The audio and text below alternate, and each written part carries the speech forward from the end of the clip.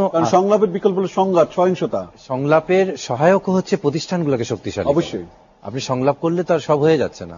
আমি ছেলে মেয়ে বিয়ে দিতে চাইলে ছেলে মেয়েরও তো বালেগ হতে হবে, তাদেরও তো বিয়ের বয়স কিংবা আনুষঙ্গিক বিষয় থাকতে হবে।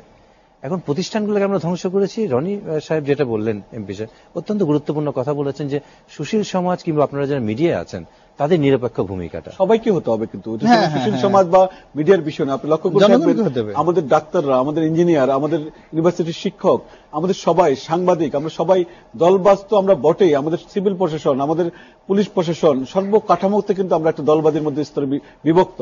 এই জায়গাগুলো থেকে বেরিয়ে কিভাবে আসবে? সেটাই আমি বলছি যে মার্কিনীদের একটা কৌশল আছে। মার্কিনীদের কৌশল হচ্ছে, এটা ওপেন, পুরো পৃথিবীতে তাদের পররাষ্ট্র নীতি এটা, হয় তুমি আমার সাথে, এক মিনিট, হয় তুমি আমার সাথে, আর না হয় তুমি অন্য পক্ষে। তুমি যদি আমার সাথে না থাকো আমি ধরে নেব তুমি অন্য পক্ষে আছো, কিন্তু মাঝামাঝি কিছু নেই। আমাদের রাজনীতিতেও এমন হয়ে গেছে যে আমরা যারা মাঝে মাঝে আছি, যারা যখন কথা বলবো, যার বিরুদ্ধে যাই সে মনে করে যে আমার বিরুদ্ধে। আশাবাদ কোনো কিছু দেখবেন না? না, আশাবাদ তো অবশ্যই রয়েছে। আশাবাদ দিয়ে আপনি শেষ করবেন। আশাবাদের জায়গা যেটা রয়ে গেছে যে সংলাপ তো একদিনের বিষয় না। ওনারা যখন ফোন আলাপ করেছেন আমার তো মনে হয় 90% কাজ হয়ে গেছে। এই জন্য আমি খুব ছোট একটা উদাহরণ দিয়ে বলছি। আপনার বাচ্চা আপনার সাথে ঝগড়া করেছে, আপনি বকাঝোকা করেছেন, সারাদিন ভয় পেয়ে আপনার কাছে আসেনি, সন্ধ্যায় যখন আসলো আপনি তাকে 5 মিনিট বকাঝোকা করলেন, তারপরে তো তার সাথে খেতে বসলেন। তো যে কোনো সম্পর্ক তিক্ততা হলে প্রথম কিন্তু একটা কটু বাক্য, আমরা এটাই আশা রাখতে চাই, তারপরে ভালোটা হয়। তো আমাদের আসল খারাপ জায়গাটা কিন্তু হয়ে গেছে, এখন বসলে চলে আসবে।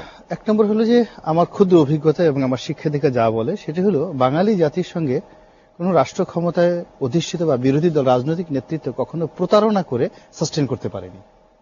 ফলে আমরা যা কিছু করতে চাই, সরকারি দল বা বিরোধী দল উভয়কে জনগণের কাছে প্রকাশ্যে এবং স্বতঃস্ফূর্তভাবে সত্য কথাটা বলতে হবে, আমরা আসলে এই কাজটি করতে চাই, এবং এই কাজে জনগণ যাকে সমর্থন দিবে তাদেরই জয় হবে এবং তারাই সাস্টেন করবে এবং তারাই নির্ধারণ করবে আগামী দিনে কে। আমরা এটাও আশা করি জনগণ যাদেরকে সমর্থন দিবে তারাই সেভাবে এগিয়ে যাবে। এবং ডক্টর তুহিন মালিক যে কথা বক্তব্য রাখলেন সেটি হলো যে একটা আশাবাদ রেখে তিনি শেষ করতে চান যে আসলে তিক্ততা শেষ হয়ে গেছে প্রথম পর্যায়ে।